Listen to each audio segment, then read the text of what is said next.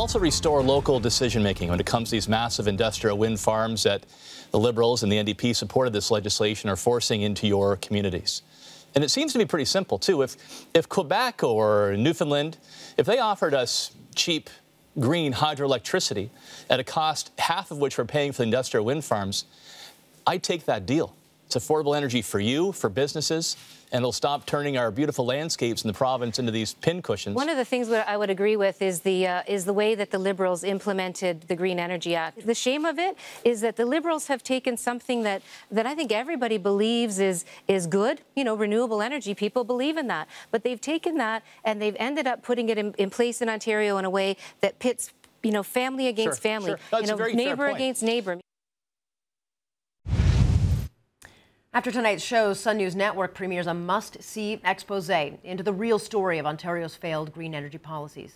It's called Downwind, and it reveals what some folks call the multi-billion-dollar environmental scam known as Ontario's Green Energy Agency. It's making some folks very rich in Ontario at the expense of the average taxpayer. Is it helping the environment? No, but it is destroying lives. Rebecca Thompson joins us here now to talk about whose lives it destroys. You wrote this documentary alongside Jeff Weigel, who helped produce it.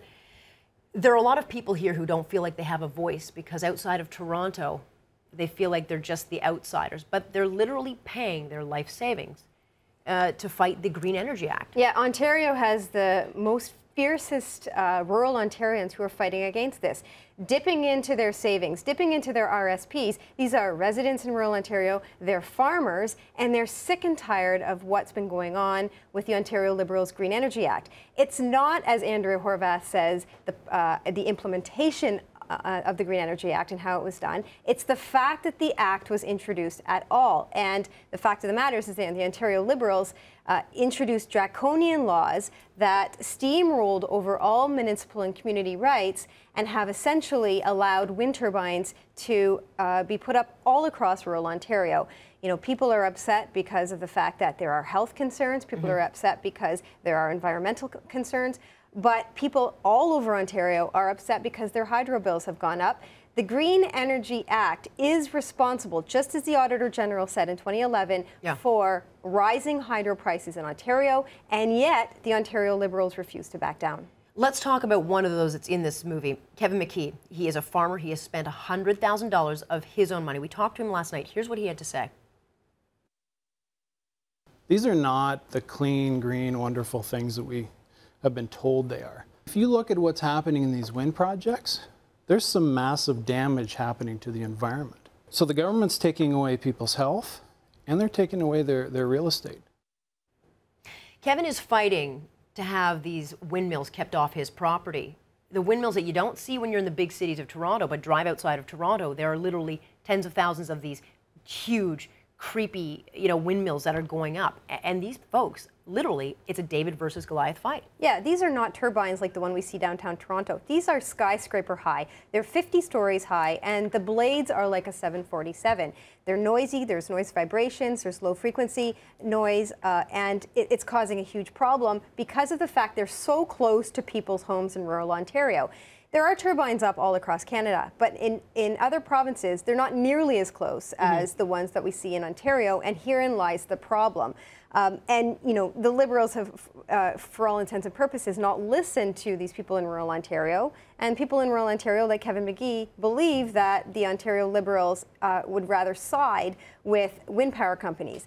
And the example for this, for example, is that Kevin McGee has gone to court through the Environmental Review Tribunal with his money to fight a turbine project and lost, and now he's actually going to divisional court to appeal this yet again. Look, a lot of people suggest that this is a scam. It's one of those stories that hasn't really yet been written. It doesn't get a lot of big headlines. It's certainly not making headlines during this election. But the folks in those communities are promising a revolt if something's not done about it. Tim Hudak says that he will stop subsidizing this because we're talking about billions of dollars. So where's all this money going? Well, it's going to the wind power companies. So essentially what's happened under the Green Energy Act is that wind power companies will get a contract with the government, a 20-year contract for a feed-in tariff is what it's called. So they're guaranteed to get paid 13.5 cents per kilowatt hour for all of the wind power that they create. So they essentially get subsidized by Ontario taxpayers to produce wind power.